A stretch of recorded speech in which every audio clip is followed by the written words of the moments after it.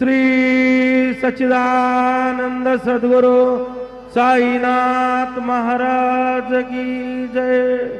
जोडून या कर चरणी ठेविला माझा, परिसावी विनंती माझी पंढरीनाथा। असून स्वभाव आलो तुझी आठाया, कृपा दृष्टी पाहे मजकडे